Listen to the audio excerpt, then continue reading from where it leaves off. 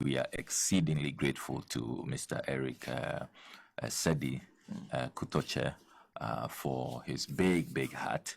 He's a really kind man.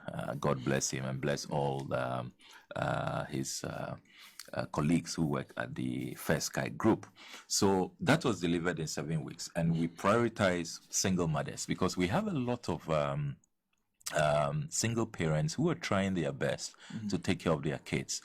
We took the view that they, even though everybody displaced is vulnerable, they are more vulnerable. They are carrying an extra burden because you have to manage with your new circumstances, very deplorable. You're living in destitution, but at the same time, you must take care of children, some as young as 3 years, 2 years, some, just few months old. So we prioritize these single mothers. Of course, we couldn't send all of them in if you look at the numbers, but we looked at the most vulnerable. Some had children who were sick, who needed special attention. We looked at all of that. We tried to be very objective, very fair, and quite empirical with the interventions that we make. So the first 300 moved in. Then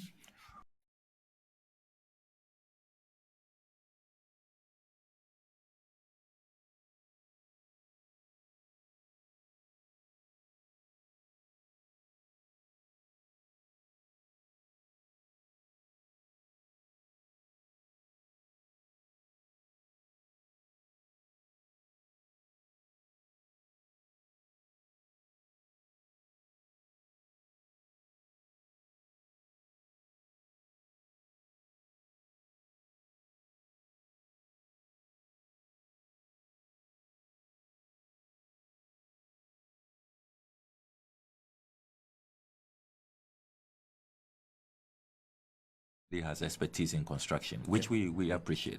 We really accept that. There's no qualm about that. So we started receiving cash donations rather. Cash donate. When people saw that we had built, like, okay, this is what we can contribute. So if you are going to build more, use it for it. Or if you have other things to buy. So we decided that, look, these cash donations, why don't we quickly set up a structure, open a disaster fund, and put all those cash donations in there. And that's what we did. So we set up the Accountability Elders Council. And I inaugurated the council in the latter part of October, chaired by Professor Emmanuel Neche Apedo, who is a disaster expert, an illustrious son of the constituency, worked in Denmark for many years. And he chairs the council with selected chiefs across the 6 traditional areas. And they manage the fund. They are signatories to the account. So I'm not a signatory. I cannot access the funds. So I'm only an ambassador who is going around raising the funds and all of that. Then we do a public, event where the donations are received, is documented, and then they lodge into the account. Now, I must emphasize that we then began the construction of this second project, which His Excellency President Mahama came to commission over the weekend. Based on faith, we didn't receive all the funds required. Faith. It was just faith. And here, let me place a lot of emphasis on what Jesus the Christ told us in Matthew 17, I believe, that if you have faith as small as a mustard seed, you can move mountains. That's our story. That's what happened. So I don't think we didn't have even about 200,000 cedis in the account. When we started, we put the designs together. And we just said, look, there's enormous goodwill. At the time, the National Chief Imam was the first person who brought us 70,000 cedis. That is why we have named a block specially after him, because we were really touched. I mean, look at his age, 104 years. He could have decided to even send someone. He has so many emissaries. I mean, this is a very He brought it himself. Iconic. He brought it himself. He came to the Agbetikpo camp. Yes. Really? Brought it himself and prayed for. He invited the aged in the camp, had special prayers for them, added relief items. Okay. And then he gave us the cash that if you decide to build or do anything that you will need money, use it for it. So we said that, look, this Chief Imam's example, let's set up structures, open an account, and let's see who else will follow. Then not too long ago, Reverend Sud Anaba brought in 50,000 CDs, and you had Mr. Felix Ado, you had former President Mahama, Professor Nana Jempoko Ajima, and then the Chief Justice called us that the judges and judicial service have also contributed. So if you notice on the building, we have put up a plaque of donors, those who made this project possible, as we put it. So all the cash donations, we put them together. And as I said, we just started based on faith. And here we are. We have delivered an enhanced building. I call it enhanced because this time we have made it disability friendly. Okay. We have added kitchens. We have added storerooms. We have added TV rooms. So you notice that this is an enhanced design from the first one. We've improved the functionality, but still making very good use of the land. So what happens is that the households, a family will have a large room to live in, but then you are guaranteed these facilities that you can share. So a shared kitchen, a shared TV room, shared storeroom. If you have, if you've received a lot of donations from the listeners of Radio Good, and you now have a bag or two, you have a storeroom that you can keep them. So here we are now. We have delivered this second project for another category of vulnerable people. So we've said that the physically challenged, they get an automatic placement in here. Then we've also said that the aged, because remember that the first one we did, it was just for single mothers. So this time we are considering the aged as well, because we have 80-year-olds, 90-year-olds, And, we met some of them. Yes, and you could. I mean, it's not fair to anybody. That's not how you want your granny, living. And then a few of the single mothers who we need to mop up, we also are bringing them in. So this afternoon I'll be going to visit them. It's been a few days in the new house. I want to see how they are faring, and just to interact with them and see if everything is working okay, if all the showers are fine, if all the WCs are working as they expect. I mean, if all the fans, the TVs, everything is going well. At least I need to check on that, because since we all left them so we did a commission on Saturday. We went to Ho for an MP's retreat. Then I came back to check up on them on Sunday, but it's been a busy period in Parliament, and so I haven't checked up on them since Sunday. So I want to go back there this afternoon and see how they are faring. But I must, Senna, thank the good people of this country, because I really do not know where we will have been, to be very honest with you, if it hadn't been for the benevolence of Ghanaians. And that is why, if you notice, we have even named a number of the facilities in there. For example, the TV room, one of the TV rooms, we named it after Grandma Florence Enin, who had been looking for me for weeks, and finally caught up with me and made a cash donation. Actually, she wrote out a check of 5,500 cedis. We were so touched, and so we've named the TV room after her. We did same for Reverend Isud Anaba as well. And so let me just go through the list very quickly. What we put out on the plaque that you find at the second, what we are calling the North Tongu MP and Partners Safe Alternative Housing Project. So we have Togbi Kosi Nego the sixth, the Manklala of Mapa, who donated the land. We have His Excellency John Dramani Mahama. We have the Right Honorable Abansumana Kingsford Bagbin, who also made a cash donation. towards the project. The Right Honorable Edward Ajaho, the former Speaker, Her Lady Chief Justice Gertrude Arabai Saba Tokonu, the Chief Justice of Ghana, Professor Nana Jenopoko Ejeman, judges and staff of the Judicial Service of Ghana, Sheikh Dr. Osman Nuhu Sharbutu, the National Chief Imam, Togbe Akwede, the 14th, the Christian Council of Ghana, Reverend Usuda Naba Ministries, Davida Roofing, the Ghanaian staff of the United Nations, and this gesture also touched us very much. I mean, far away in various theaters of conflict, we thought that the UN staff would just be focused on the conflicts that they are trying to resolve. But they had us in mind, and all the Ghanaian staff came together, and they came over, made a donation of about $13,000, which really went a long way to help us finish this project. So I want to salute them. The University of Ghana Business School, very, very generous. They took up our case as a special, case study for the students to go around, raise funds for their corporate social responsibility class. Yes, and I really, really want to thank the lecturers at the University of Ghana Business School and the students for what they did. Then we have lecturers of Ho Technical University who also came over and made a donation into the project. Mr. Eric Sedi Kutoche, the executive chairman of the First Sky Group, donated again. He actually towards the second one. Yes, he helped us roof the second unit. We have 2 units or 2 blocks. So the first block, Davida Roofing roofed it for us for free, but they said that that's all they can do. So Mr. Kotochi came in and it helped us with the second roofing. Yes. Then Mr. and Mrs. Ruben Chachu Adoko. Then Goyle, the famous brand Goyle, they came in to help. St. George's Security Services.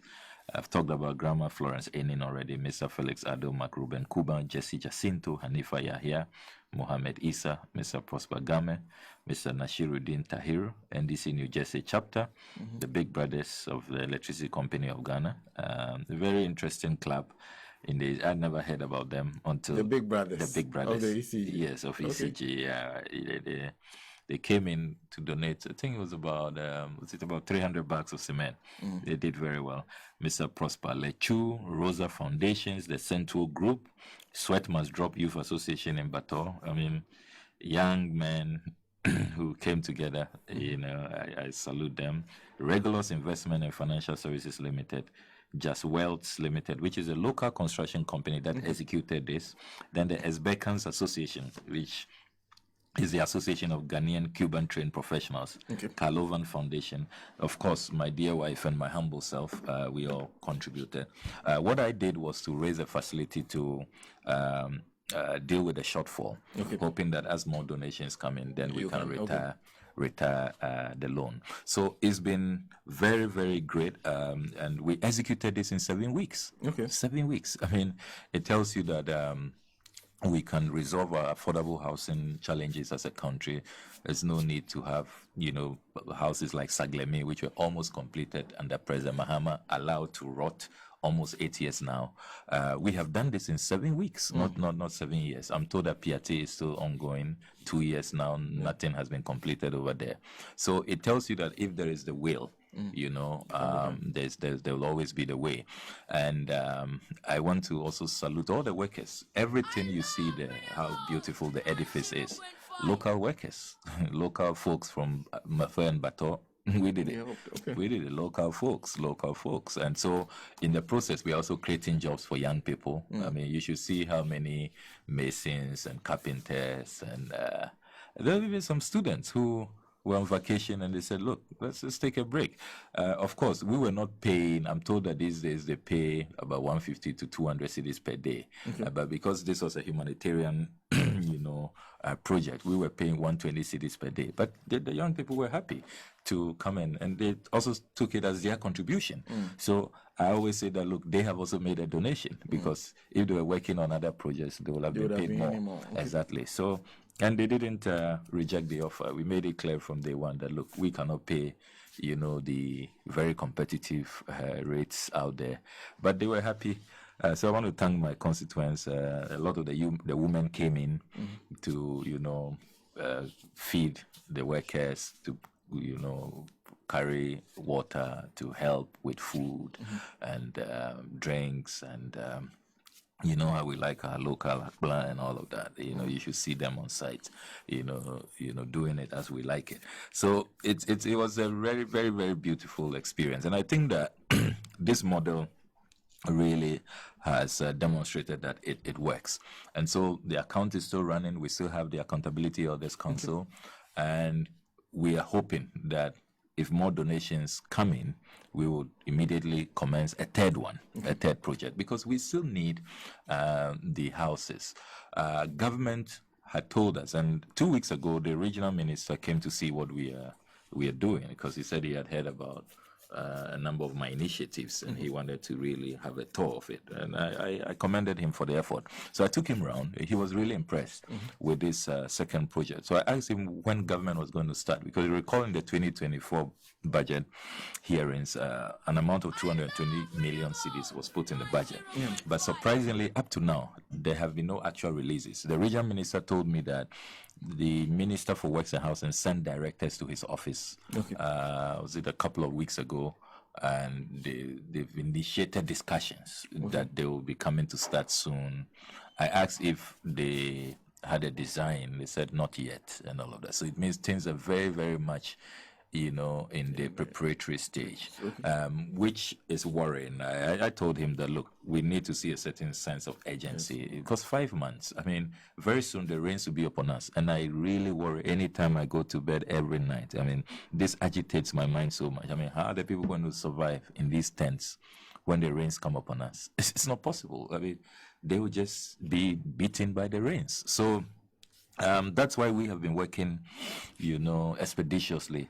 And I hope that the good people of Ghana will continue to reach out to us. So I know certainly do need more. Yes, we need more houses. And clearly, if we I mean, can you imagine if we had been waiting for the Akufo-Addo Bawumia government? Can you just imagine 5 months? We wouldn't have had the Aveime house. We would not have had the MFA house. These 600 people who have been housed as we speak, they will have remained in the tents. Can you believe that? I mean, a country that cannot take care of its marginalized, is vulnerable, who have gone through a humanitarian crisis by no fault of theirs. Look, the VRA has told us that if they didn't spill, the dam will collapse and there will be no electricity. So our people are bearing the brunt so that all of us will have electricity. So industry can thrive, businesses can continue to operate, and we can all, in our domestic settings, have access to electricity. Is this the way we thank them? The people who, no fault of theirs, if not committed any crime, no fault of theirs, they are just bearing the brunt so that all of us will have electricity. And this is how the government responds. And I sit in Parliament, and only yesterday I was making this point on the floor of the House about the Black Stars budget, for example, where they can come up with $8.5 million, the highest ever in our history for the budget. And the minister has been compelled to confirm this yesterday, meaning that all the documents are intercepted, are authentic, are unimpeachable, as I keep saying. And he adds that just for that shambolic first round outing, that calamitous, exit from the group stage, we spent $3 million. That's about 40 million Ghana cedis, if not more, at current exchange. Can you believe that? So an average of $1 million on a match. Because we played only 3 million. Yes. $3 million. That's what the minister told us. Meanwhile, this is a country. Imagine, look, if I had that, we'll solve all the housing crisis. Nobody will be living in a tent. If you had 3 million. Oh, yes. Nobody will be living in a tent in my constituency. Really? Oh, yes. Okudzeto Ablakwa, you're saying that if they gave you $3 million, yes, you will house everybody that has been displaced. I'm telling you that.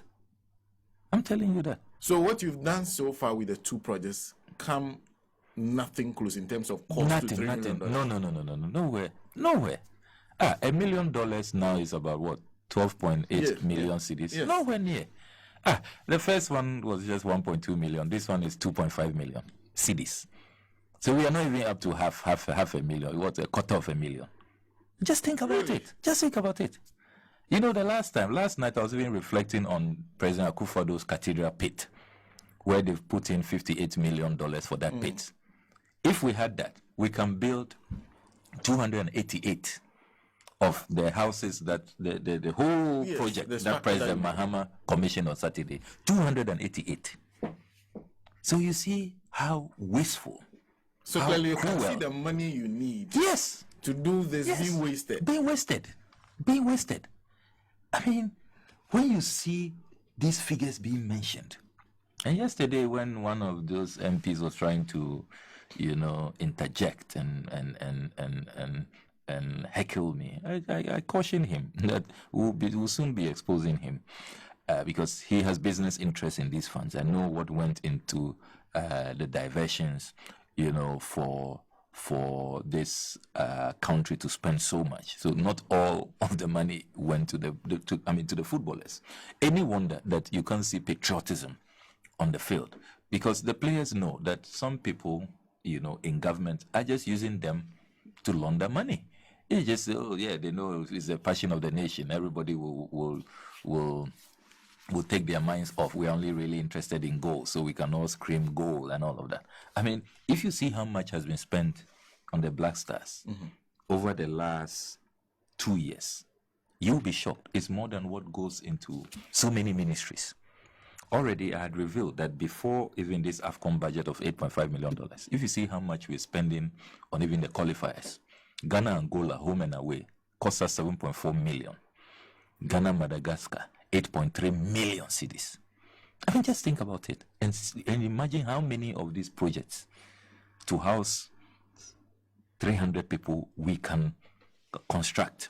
This is a country that not too long ago, people were dying at Kolebu because government was struggling to raise 4 million cedis. Not dollars, 4 million cedis.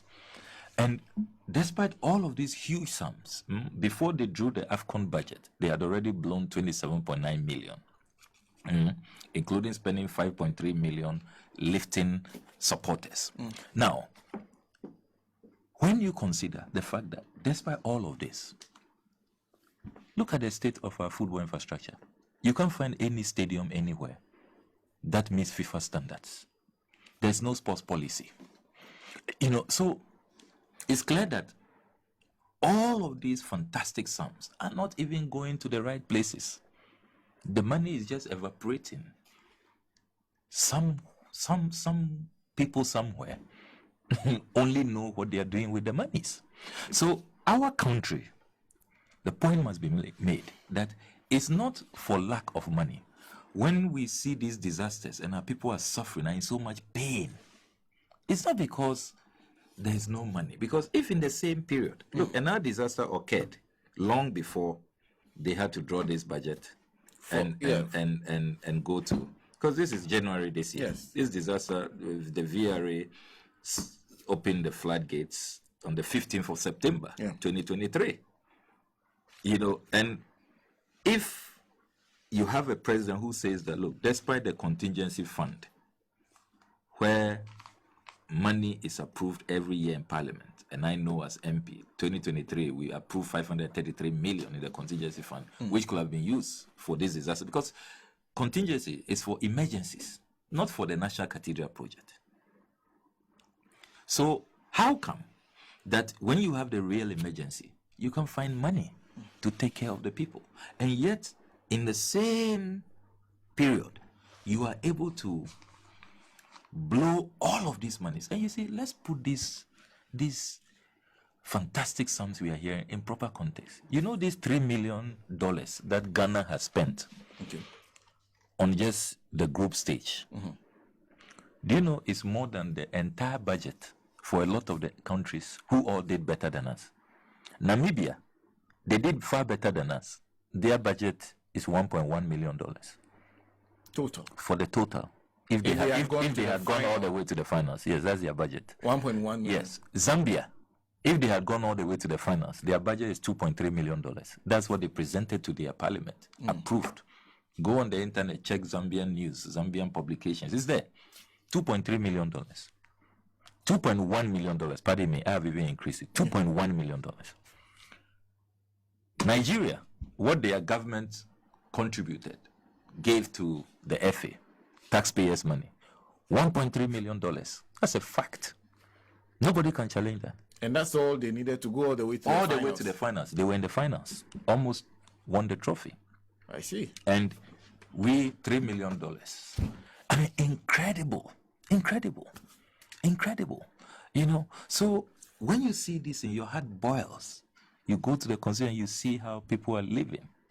You know, you see people in their 80s, their 90s. No fault of theirs. They committed no crime. And they were not homeless people. They had their own homes. Okay. They had their own homes. They had their own homes. And perhaps the only reason they are being abandoned and neglected is because of their voting pattern. The president came and told us that you people, if it wasn't really something, I won't be here because you don't vote for me. That's what the president told us when he came there. I couldn't believe my ears. You know, so look, my brother, the time has come for us to tell these heartless, clueless, visionless, lack of priority group that look, it is not reshuffles, this musical chairs that we need. The entire government from Akufo-Addo have to be reshuffled out. That's really what will save us. The entire government? The entire government. All of them must be given the boot. They must be kicked out. That's why yesterday I posted that, look, this musical chairs, it's much ado about nothing. And nothing will change. Nothing will change. I don't know why there is such a discussion. This is just a needless diversion. All they claim that, major, massive reshuffle, kind of Reata finally goes. The president has finally listened. You see his new appointment. I mean, when people were saying that, the president has finally listened, I'm sure that the family was having a laugh.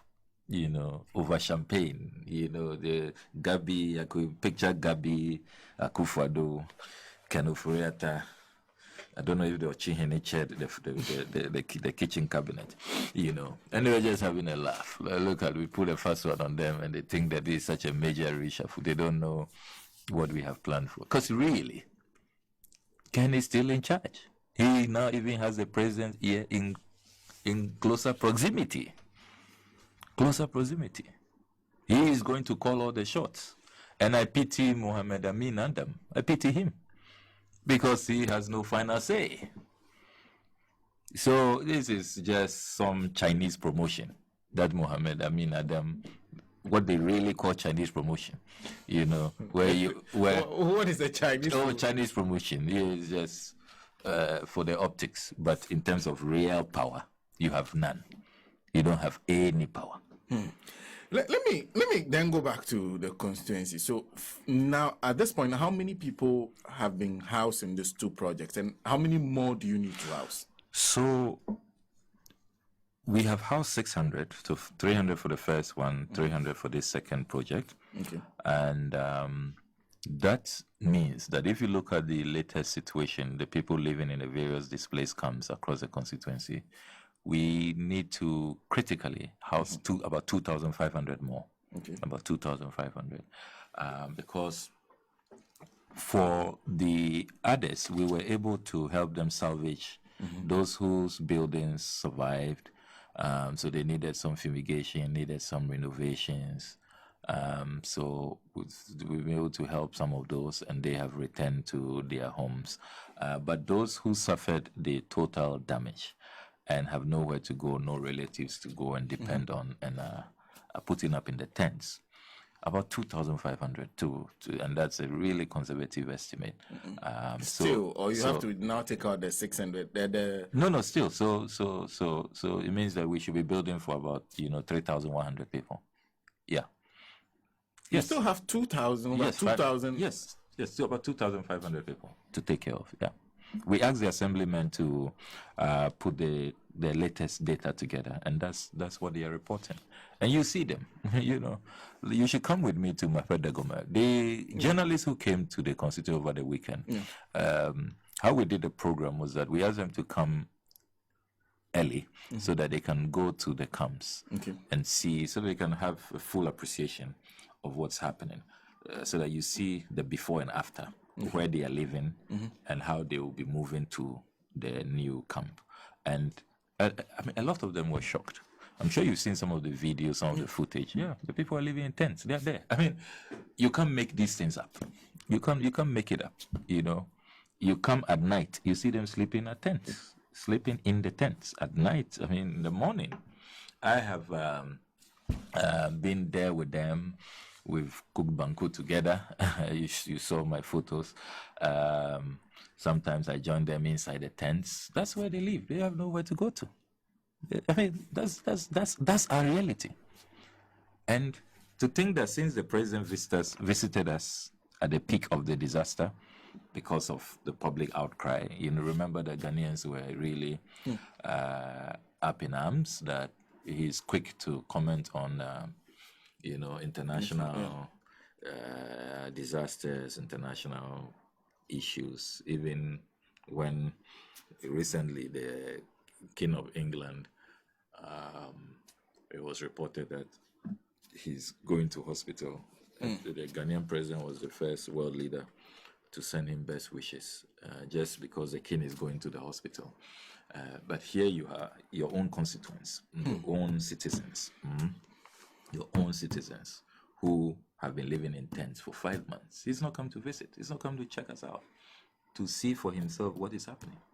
Because yes, you came earlier. The finance minister was also there. In fact, his coming even coincided with our coming there. Yes. So we witnessed it ourselves. But that was a long time ago. That was early October. Yes. Yeah. And I'm wondering why. But if I'm talking about current visit, if probably you are thinking that, the water levels have receded, so the people probably are all sorted out now. Come now and come and start and come and see. And that's the question. You see, and you see, what kind of country is this that 5 months we can't house the vulnerable, people who have suffered a disaster? 5 months. What does that say about our leadership, our governance architecture?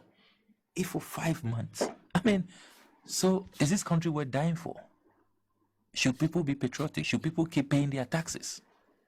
Look, I keep saying that what drives me to serve my people and do what I do, I ask myself, when is voting day? I am in a very difficult terrain. I have islands, I've had to reach communities. North Tongu is vast. There's so many. There are places that you have to go by motorbike. You can't drive there. Places you have to go by boat. Island communities. Yet see how efficient we are on voting day. We are able to send the ballot paper to all these people in record time. That's true. Before 7 a.m. All this village, no matter how tough it is. Why is it that when it comes to sharing the national cake, we are not this efficient? We come up with all kinds of excuses. How? I mean, just imagine the uproar, the tension. There will even be potential conflict if on voting day they say it's 9 a.m., it's 10 a.m., and a village somewhere, no matter how difficult it is to get there, they haven't received their ballot papers. We are able to even send helicopters to retrieve ballot boxes after voting for counting to be done in good time. Why can't we share national resources like that? See how taxes. Anytime I sit in parliament and these finance ministers come with their new tax handles, it is all about how can we make sure that the people don't evade? How can we make sure there is such an efficient tax so that everybody will pay, no matter where you are, what you are buying? They find a clever way of making sure that you are all roped in. Why can't we share the national cake like that? Why can't our interventions, our policies, be the same way we share ballot papers, the same way we impose taxes? Why can't it be the same? When we want to collect money from the people, when we want the people's votes, see our efficiency. Remarkable efficiency. Everybody gets one man, one vote. Everybody is served. We can't bring that same mindset, that same attitude, that same philosophy when it comes to sharing the national cake. So why should Black Stars get all of this? And then my people, and all those who were displaced, according to NADMO, 40,000 people. As we speak, government hasn't housed one, not one, like let's say hen coop. Not one. Not a single place. Not a single room. Not just a single room. Government has come to build some single room somewhere. Not one. No compensation. I haven't even talked about compensation this morning. Because as of right, the people are entitled to compensation. They've lost their farms, lost their cattle, their livestock. They have lost their fish cages. They have lost all properties. Lost everything. So as for compensation, we haven't even started that discussion. Housing, more than 5 months, people can be housed. I mean, what is wrong with the president that we have? Meanwhile, you took an oath of office that you will be fair to all manner of persons. Let's go back to the Constitution. Go back to the schedule on oaths and read that oath of office. See what it requires of the president and the vice president. That you will be fair to all manner of persons. What conscience does President Akufo-Addo go to bed with every night? Is he able to sleep? What does the First Lady tell him as they go to bed? And see thousands of citizens live in tents under such deplorable conditions, in abject destitution, like refugees. Refugees. Look, when I see the footage from Gaza, it's not different. Those who are living in Rafah, the tents in Rafah, in Gaza, on the Gaza Strip, there's no difference. There's no difference. And see how the international community is clamoring to go and help the people living in tents in Gaza. Those living in tents in Mepe, in Agbatipo, in Dofwadidoma, in Fojoku, in Glonu,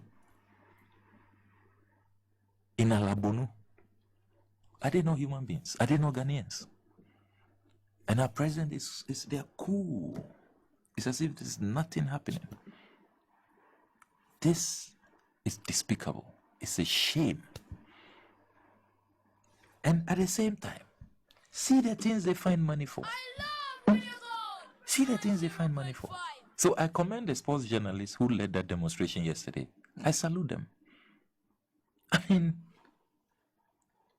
hundreds of millions of Ghana cedis.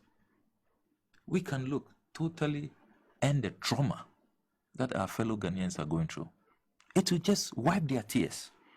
They'll get decent homes and they are not asking for much. See how happy they are. We put them just in a big single room. That's all. And they are so happy. Nobody has said we won't go. That is not nice enough.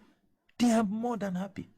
They are happy to share kitchens, happy to share TV rooms, happy to share washrooms. Because it's far better than the tents. And it's not as though, I mean, these are some people who you say they brought this upon themselves. No. No. I mean, look, we are even saying we are going to have a probe into the spillage. Because from 1968 to 2010, we have seen spillage after spillage. It's never been this devastating. It's done gradually, is well programmed. How come this time, only 2023? Who are those who were so negligent, who waited to the last minute, and then just without notice, full blast? So if you look at all the conditions and the fact that these people are bearing the brunt, so all of us will have electricity, don't we deserve some special mercy? This is what I was saying at the commissioning, that I would have thought that if at least this once, even if we couldn't do it for the people of Apiati, and 2 years down the lane they are waiting, at least if you look at all the circumstances this time round, we will say that, look, let us prove to the citizens that government can care, government can prioritize, government can watch out for the needy. And when you read our constitution, the directive principle of state policy is very clear that, look, all our economic management, everything we do in the name of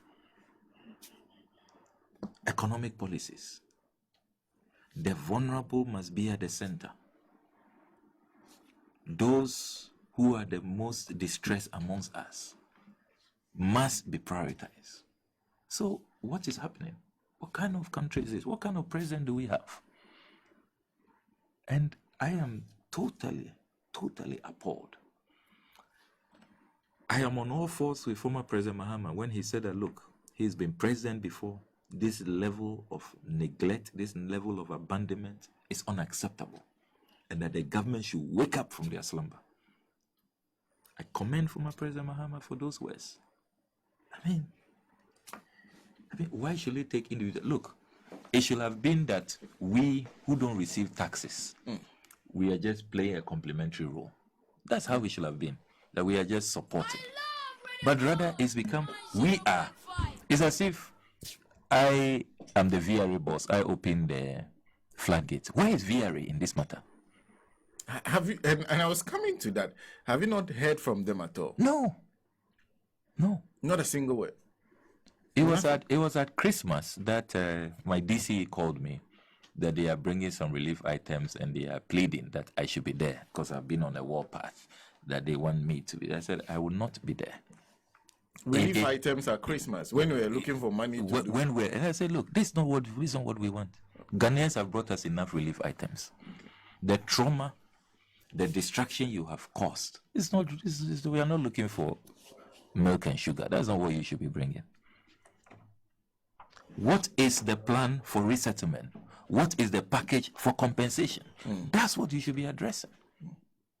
As we speak, the VRA is nowhere to be found. They can't be bothered. Why should we be subjected to this? Why? But I also want to find out. You said, because when we came, we're surprised that like a whole community, well-developed community, was subsumed by water. Yeah. You say the water there has dried up. Yes. So water around all those areas have yes, receded. fortunately, thanks to the dredging that engineers and planners, helped us to do, the water has dried up. But you see, as the water has receded, what that means is that some lucky people have been able to, renovate their homes to go back. Okay. But as the water levels rose to that point and houses were submerged, not all buildings had the integrity, the stamina to survive. Okay. A lot of them just crumbled. Okay. And it is those homeowners who are living in tents as we speak. Okay. So it doesn't really matter that the water levels have receded. They can't go back to They can't go back to their homes. And you see, when the water levels also rose to that point, it damaged a lot of things, weakened a lot of structures. You heard recently about the bridge that collapsed. That bridge was one of the bridges that got submerged. And will you believe that up to now, it's almost a month.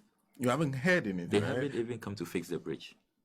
So you can't use the Joapon, the road that President Mahama constructed for us, the Joapon Volo, Adidoma Road. You can't use that road to Adidoma. We've been cut off from Central Town, from South Town, and other parts, if you want to go to the Aflao Enclave and all of that. Unless you go through the Dadome village, which many people don't know. It's quite a meandering road. you know, they can't be bothered. We have just an inept, very derelict government. And it's as though they don't consider some people to be part of Ghana, as if we don't pay taxes. So, And I wonder how they are going to really campaign this year. Would they really come to the Volta region to campaign? I've been wondering, I've been asking myself, would they come to North Tongu? What would be their campaign message after what they've done to us over the last 6 months? What are they going to tell us? as member of parliament, you are a member also of the assembly. Yes. So I'm guessing constant conversations with the DC is part of some of the things you do. What does the DC tell you if you speak to them? Because ultimately he is the one who is between the people and then the central government. You know, to be honest with you, sometimes I pity them. You know, I pity all these, appointees in the region. I pity the regional minister. I pity the DC, because they are serving a government that has left them very embarrassed. They've lost credibility amongst the people. Will you believe if I told you that the interministerial committee that the president set up, they haven't paid a single visit? They haven't come to the grounds. The interministerial Incredible. Yeah. They haven't even come to sit down with the DC, the MP, the chiefs. And at the commissioning, all the chiefs said it. Go back to the footage. The Manklalu of Papua said that, look, they have been calling the interministerial committee. They haven't honored their invitation. The president of the Volta Regional House of Chiefs said they invited VRA for a briefing. Up to now, VRA hasn't showed up. President of the Volta Regional House of Chiefs, the Regional House of Chiefs, inviting the VRA. And he asked, would they dare do that in some other jurisdiction? Total disregard and disrespect for our chiefs, the custodians of our traditions and our culture and customs.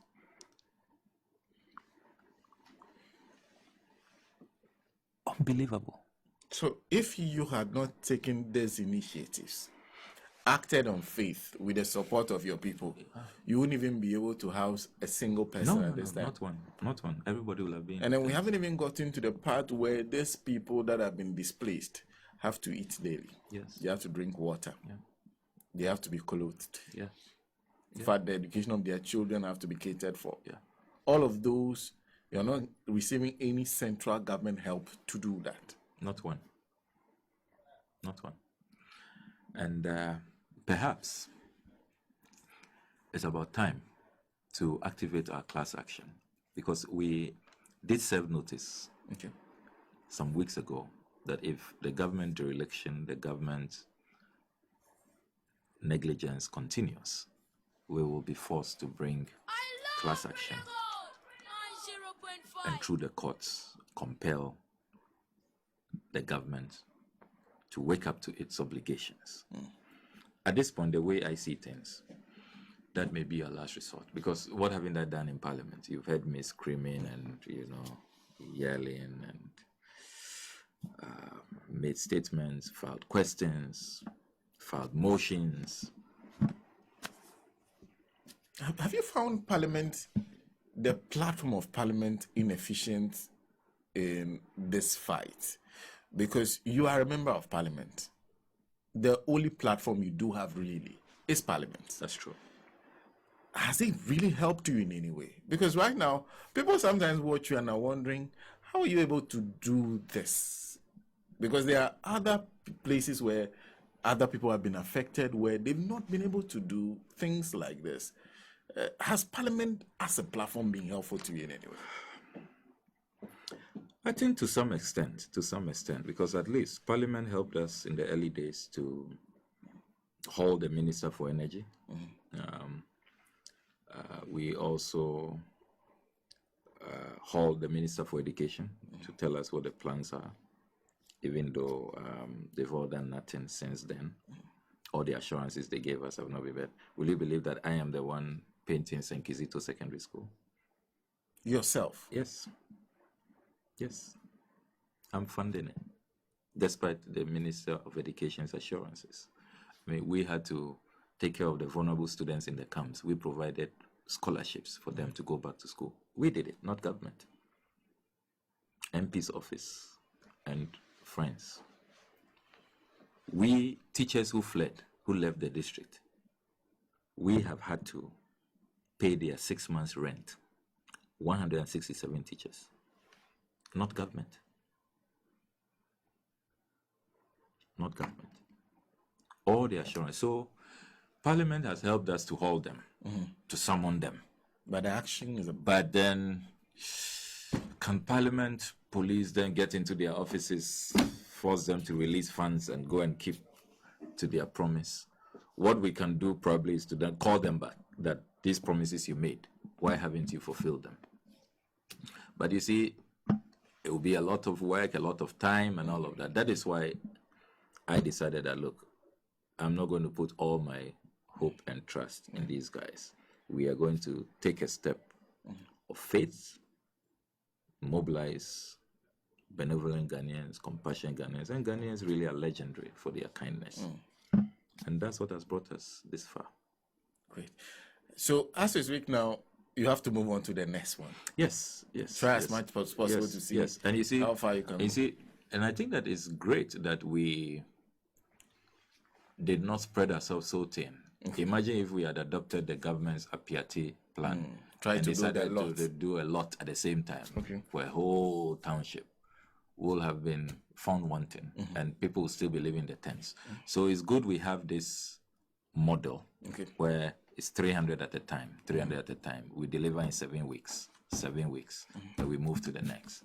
So I am hoping that many more Ghanaians, particularly those who have been touched after listening to us today, will reach out to us so we can start work on the next 300.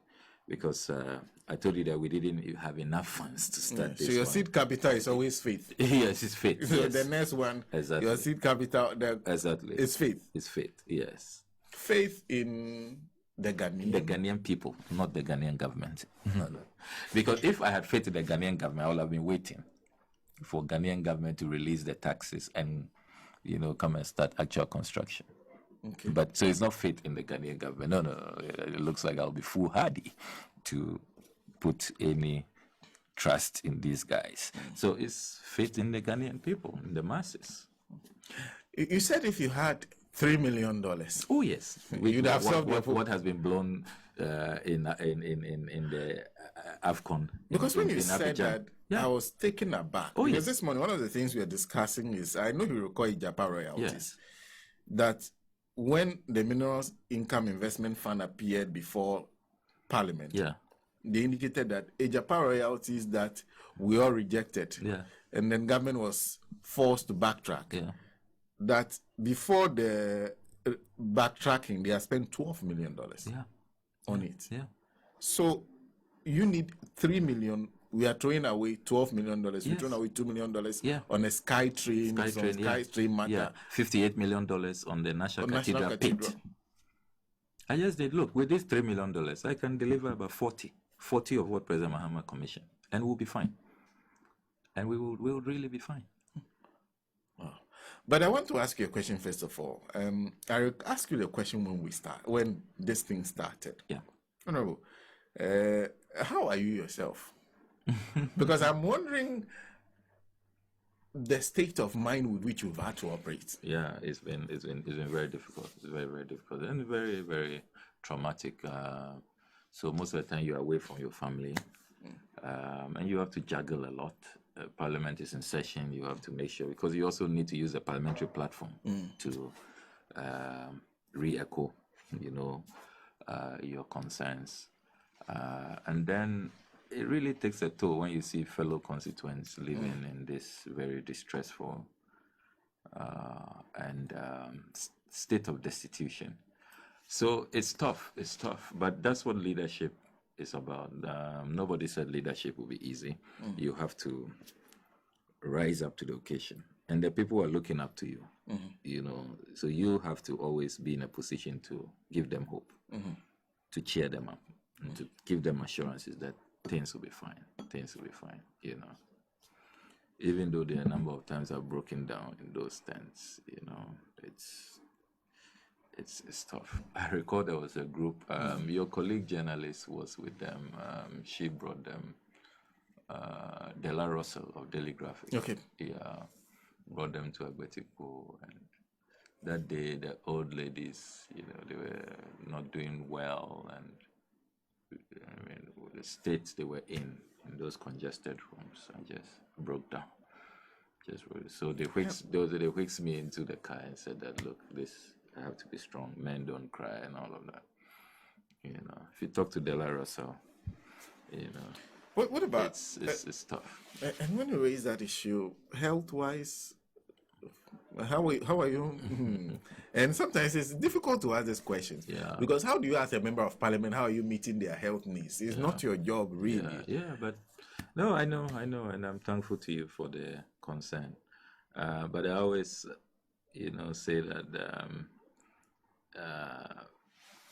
if you compare with the people who are your employers, those who gave me the mandate to serve them, and you see their conditions, I'm still far better off. So we are all going through a difficult period. It's been very, very, very hard. It's been very hard. And as I said, nobody ever is prepared for this.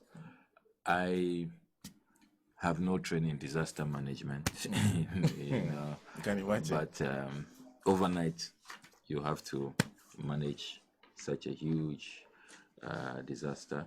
You are setting up camps. You are looking for logistics, making sure everybody is getting food. You're putting together a roster so that every week you are sending relief items, food to the various camps. At the same time, you're making sure you're organizing medical outreaches. You're taking care of the health needs of the people.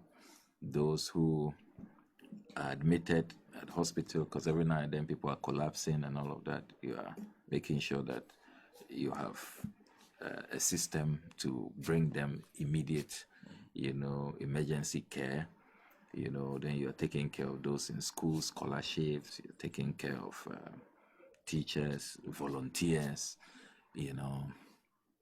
And at the same time, you have to be mobilizing external support.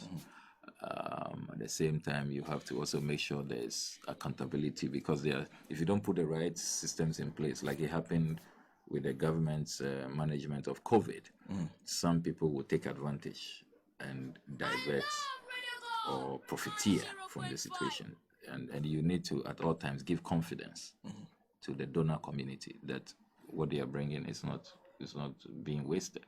So over the last 5 months, there's been no rest. I haven't been able to travel anywhere out of the country.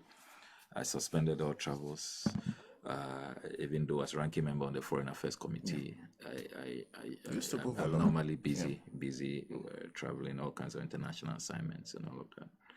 All of that has been suspended because you can't move. I mean, if people even find you in another jurisdiction, they'll be wondering what's wrong with you. What are you doing here when we know your constituents are in distress? So it's taking a toll.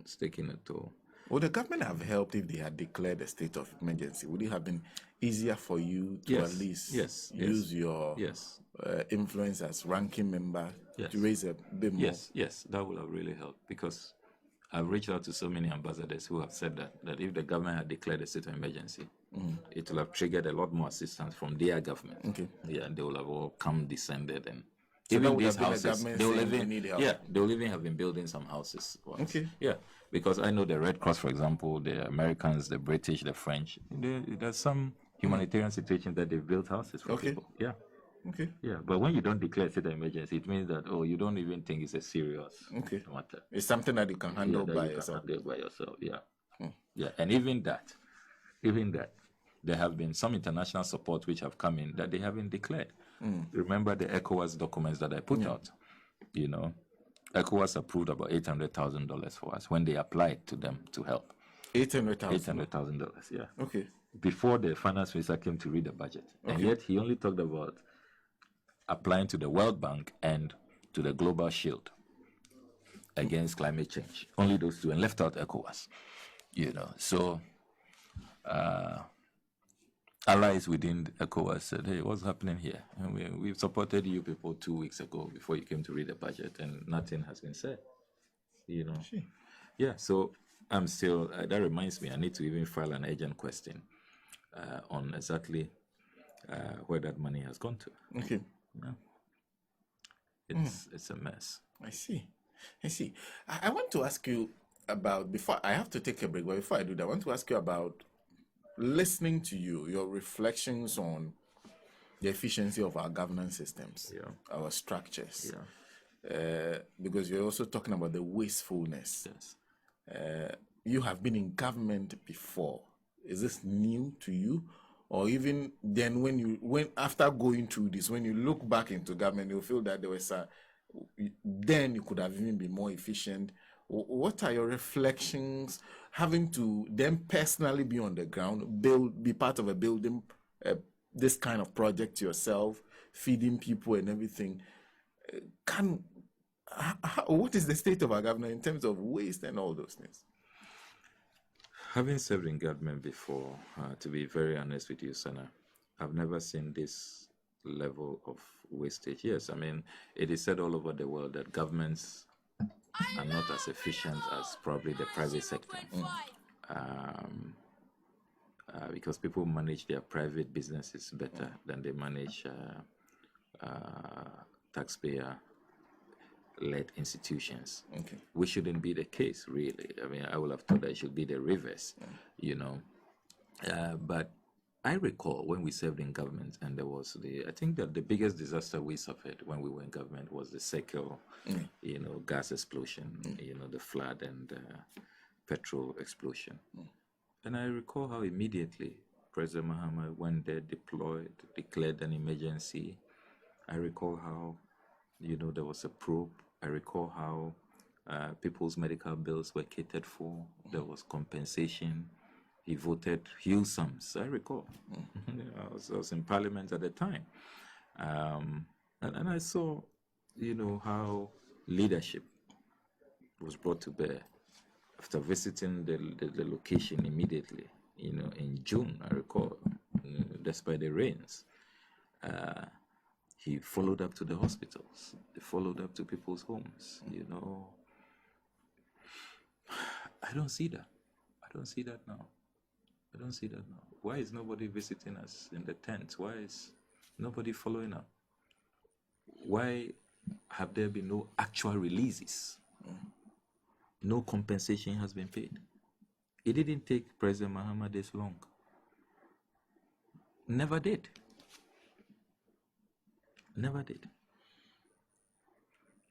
So it's incredible. Absolutely mind-boggling. I mean, you ask yourself, what have we done to deserve this? What have we done? I mean, you will expect when there's a disaster. Look, it has been said that no matter how bad the government is, when there's a disaster, at least they rise up to the occasion. And many leaders have shot to prominence, to fame, by how they've managed disasters. I mean, it's really shocking. Really shocking that, because we've never seen this. I mean, I recall that when the Circle disaster occurred, President Mahama suspended everything. Look, don't forget even the other one, the Malcolm disaster. President Mahama suspended his campaign when the Malcolm building collapsed. I recall President Mahama reached out to the Israelis because they have expertise. And I remember working with Bevlolate, Lieutenant Colonel Bevlolate. We all didn't sleep till the last person was brought out from the rubble. So what has happened? What has changed? Well, when you get into government and you are MPP, you no longer have a heart. You don't have compassion. I mean, how do they feel seeing an opposition MP who doesn't receive taxes, and individuals. Don't they get it that all these individuals and prominent ones coming to support the MP's Safe Alternative Housing Project, is that not a statement? Is that not a damning verdict on leadership, on the president, on the government? It means everybody can see that these people are not your priority. You don't care about them. So everybody is coming to the opposition MP, the Chief Justice, the Speaker, chiefs, Toby Afede and the rest, former President Mahama, Professor Nana, everybody. Because right now, if you want to help the displaced people, where do you go to? Is it the Moribund Interministerial Committee? They've never even advertised their office. They haven't even set up a fund. So it was just, look, let's tick the box. Let's create the impression we are doing something. Nobody sees them on the ground. When was the last time the Interministerial Committee went anywhere? Will you believe that African ambassadors have come together, put their donation together? I met one of them. They told me that for 2 months now, they've been looking for an appointment with the Interministerial Committee to go and present their donations. 2 months? 2 months. The African Diplomatic Corps. They were begging me that I shouldn't disclose this because they are afraid. But that is the truth. I won't lie to you, Senna. You can call them. Call African ambassadors in Ghana. For 2 months, 2 months. Donation. Donation, relief items. They are even scared that some of the items have gotten bad. 2 months. You know I'm ranking member on the Foreign Affairs Committee. Why can't they bring it to you directly? You understand that better than me. Well, they now they have regretted because they had already sent the letter 2 months ago that they are ready. They thought that the Interministerial Committee, and they wanted the donation to also, go to all the affected constituencies. And they thought that would be easier instead of moving from one constituency to the other, To a central point. Now they have regretted. They are probably considering just doing what they should have done long ago, coming directly to the various constituencies. Will you believe that? 2 months. Is it because all the affected constituencies are NDC strongholds? Should we bring cheap, petty partisanship when there's a disaster, when human lives are at stake, livelihoods are at stake? What's wrong with the president, his vice president, and his team? What's wrong? 2 months. The African Diplomatic Corps can't get an appointment. Just avail yourself. Show us where. 5 minutes. Let's bring you the items. No response. For 2 months. 2 months. Just go and run your checks. Badly needed relief items. Yes. People living in tents. Any wonder the ambassadors are coming directly now? You saw the US ambassador, the Turkish ambassador. You saw the Germans, the British. So our African friends, the earlier, if they don't want it to enter 3 months, the earlier they follow the example of the Western diplomats, the better. It's tragic. Well, my guest this morning, Honorable Samuel Okudzeto Ablakwa, is Member of Parliament for North Tongu. Serenity Makati says, Honorable is doing so much for his people. Bless your efforts. Robert Talot is Sami Mother Ghana will remember you. Nilate. He says criminals and tyrants have no conscience. William Nyako says the president once said no one can threaten him, and it looks like the man has something under his sleeve because he does things that pleases him, and nobody has been able to challenge him. What a man. There's Alasan Issa Wumpini who says, I salute you, Honorable Ablakwa, for your love to your people. You really know the potential of humanity. God continue to bless you. Lydia Kam, great salute, Honorable Ablakwa. God bless you. Nafisa Freeman, a good morning to you. There's Emmanuel Boeko is joining us. Ghanaians, for how long can we have a house of law called Parliament House where we have more laws, more law enforcement officers, more law makers, but yet our laws of the land are not working? There's C-Con, who says, one of the few MPs of the minority that I dove my heart to, Irene Fidelia Gadogbe, says, I am even crying as I hear you speak and mention figures of government wastage, and I can only imagine how you feel. More grace for you, and especially your wife and the children, for making it possible for you to share your time and resources and literally your life with your people. God bless you. On the other hand, if any person in your constituency vote for Yano, this one says they should be called and whipped publicly. In fact, I'm sure you meet people who are MPP and have the same difficulties that every member has. And these are people who are also part of the displaced, who you have to house and everything. Yeah. They are all there. Oh, yeah, they are there. They are there. And there are some who even came to work in the project. Okay. Yeah. And, but I also see a lot of defections taking place. Okay. Yeah, quietly. A lot of the few, they just had a few MPP members, but they are so appalled about how their party has treated them. You know, that a lot of them are defecting. A lot of them. Yeah, a lot of them. You haven't, despite everything you're doing in your constituency, and even when this thing had not happened, I had been to your constituency a couple of times. I could see how the bond between you and the people, and how when you are with them, it's like you can't go. That's true. You have to be there for as long as they want to be with you. Definitely. But you're still doing what you've been doing all this while. You call it, initially you were naming demon investigations. Yes. Now it's SOA oversight. Yeah, for God and country. Yeah, it's important because you see all these things are linked. The reason why we can't see our taxes helping our displaced people, the reason why we can't see our taxes saving lives at Kolebu Renal Unit, the reason why we still have so many hospitals without incubators, the reason why women are still delivering on the bare floor, the reason why animals and human beings have to fight over water, the reason why our farmers can't get tractors, the reason why we are now importing cocoa beans, the reason why corruption is at an all-time high, that now the international community is worried about the stinking levels of corruption.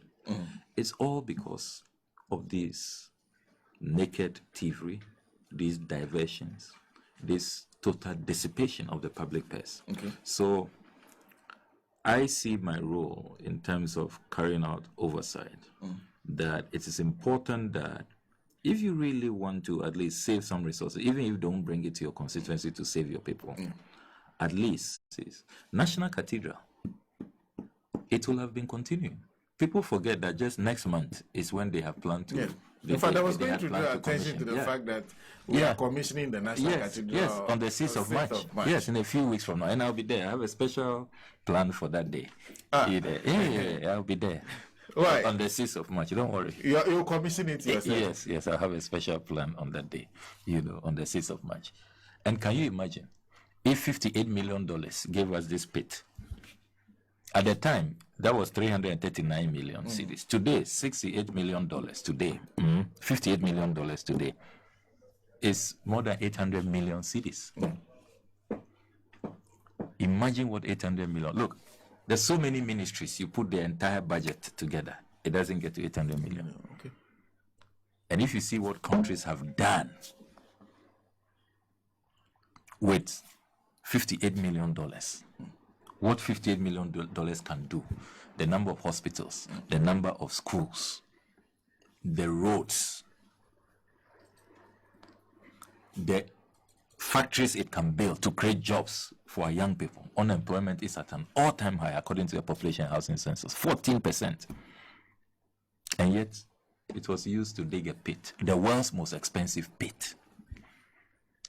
Thanks to the work we did, the siphoning has stopped, because on our blind side, Ken Oforiatta, and that's why I say, whether promotion or special presidential advisor, the time of reckoning will come. He will be made to account. He won't get away. with the atrocities he's committed. $100 million SML dubious contract. He won't get away. So just imagine for a second, if we had not exposed these things, the double identity fraudster who was there as secretary. Now, thanks to all of what we did, you have Pastor Otabil has run away from the board. Bishop Dag Heward-Mills ran away to protect his image. Archbishop Duncan Williams has also washed his hands to protect his image. Reverend Isud Anaba. I mean, all of these eminent clergymen. And if you read Dag Heward-Mills' resignation, you read the resignation letter of Archbishop Duncan Williams and Reverend Isud Anaba, they say all they've been calling for years is an audit. Some of the things we hear, the Honorable Ablakwa raise it for the first time.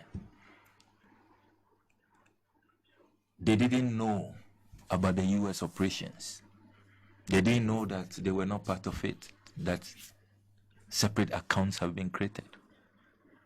And people were doing fundraising in their names, and they don't know what the money is being used for.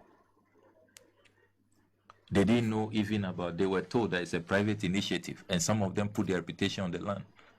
Archbishop Duncan Williams boldly proclaimed that, hey, you people stop criticizing this project. We are not using your money. It's there. Go on the internet. We remember very well. He had to preach sermons. That why are Ghanaians disturbing them when we are not using public funds? Only for Kenoforiate's secret withdrawals to embarrass him. I mean, why do you do this? You know that you don't intend to build anything for God. It's all about a conduit to launder money, siphon public funds. Leave men of God out. You and your family people go and do your thing. You bring David Ajay, this 339 million, David Ajay alone has taken 130 million.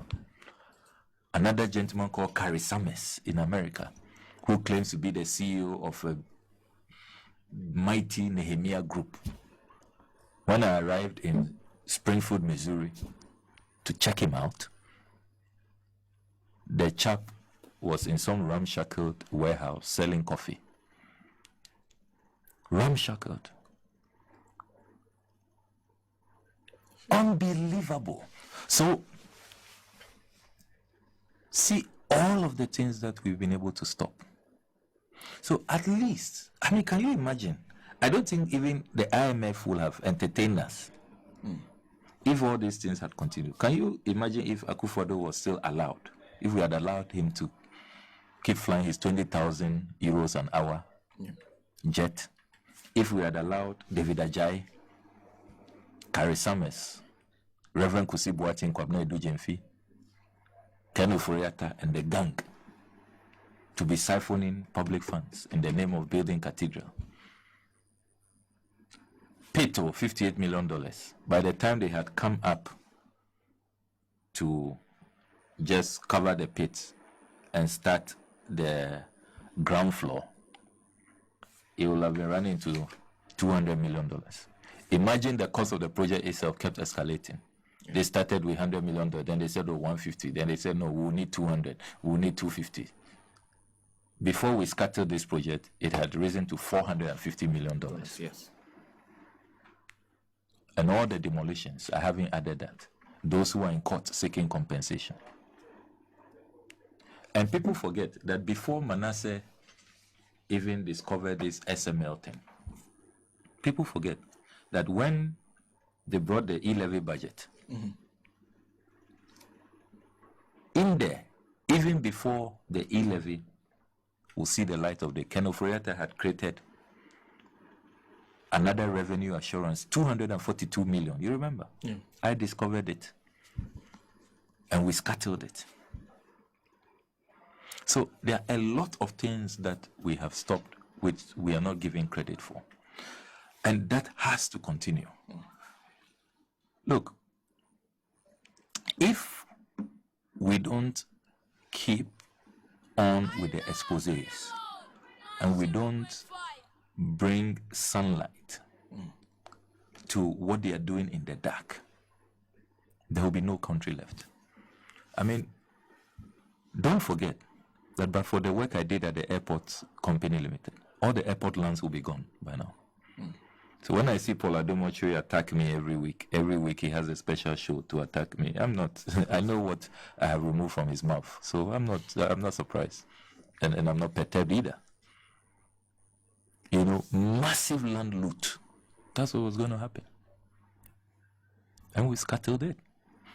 The kitchen scandal, Gabriel Chidako, and the West Blue group. Thanks to what we did, now he says he has gone to court. He claims he has left domestic matters, yet he is in court, looking for the West Blue money. Because we've made it impossible for the secret payment behind the scenes he was looking for. You know, and what I hope to put out tomorrow morning will fascinate a lot of people. So we have to keep doing what we are doing. We have to, at least. Yes, the public purse is battered and all, but let's not allow them to carry the whole purse home. And it is linked to the neglect in our constituencies, how we are suffering, how nothing is going on, no projects and all of that. So if you are frustrated about how you can't get jobs, you can't see new hospitals, look, under President Mahama, all the things that they told us that, oh, let's take it for granted. Didn't you hear MPP propaganda say, oh, every government will build hospitals, every government will build roads, every government will do interchanges, every government will do Terminal 3. So what has happened? How come under this government we don't have a second Terminal 3? How come we don't have another UGMC? How come we don't have another bank hospital? How come we don't have another maritime hospital? How come we don't have another Rage hospital? Another Shao Sudoku hospital of that status? How come? How come? All the things they said, oh, they said we should take for granted. How come? And yet, if you look at how much money has come in, these are people who have borrowed more than 600 billion. Where is all that money? So, I can assure you, Senna, that we see this as a divine responsibility. And look, you are dealing with a very unscrupulous gang. And the word unscrupulous, I have to pay royalty to Alan Shermantin. When he left them and he announced he was forming his own movement, he used that word. And he has worked with them. He was in cabinet with them. He says they are unscrupulous. And we can see it. I mean, no values. They have no threshold. They have no limits. It's a free-for-all looting brigade. Free-for-all. Free-for-all. Now, let me be clear. These exposés are not going to stop. Okay. You'll continue to put them out? We will continue to put them out. And as I said, look out for the new one tomorrow morning. And we are going to make sure that we let these people know that they will not get away. And we are also putting together dossiers. And I hope that we can count on a future NDC Attorney General to make sure that people, because look, Ghanaians are not only interested in us stopping the hemorrhage and exposing people, they also want sanctions to apply. They want people to be punished. And I'm glad that President Mahama has assured that people will be punished. And he has assured that even his team, his own team members, I was really excited about that. Because imagine how some of us will look if all the things we have exposed, we've risked our lives to put out there. We come to power and people are repeating the same things. I don't think that politics should be an avenue to loot, to destroy one's country, for self-aggrandizement, and to, as it were, rob the young people of their future, because that's what is going on. If you see what other countries have achieved, today we are celebrating Rwanda.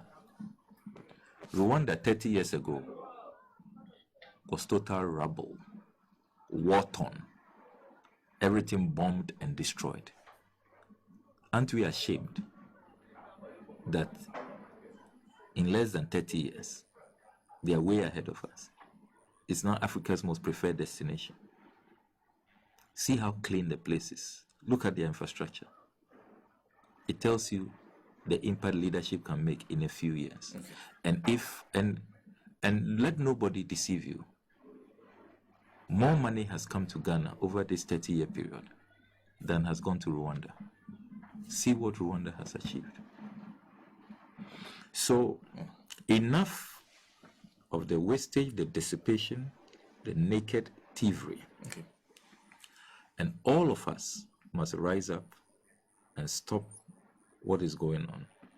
And we must pledge and really make a vow. And I know that we can trust the NDC. That look, we've been in power the longest.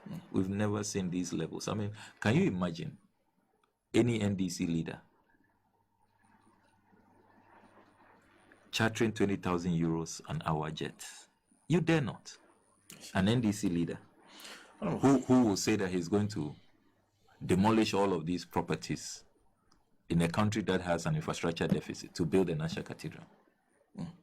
So there's a lot more to talk about. I know there's a lot to talk about, but let me conclude with another round of thanks. I just want to convey very, very deep appreciation to the Ghanaian people, you at Radio Gold, for all the support that you have extended to us.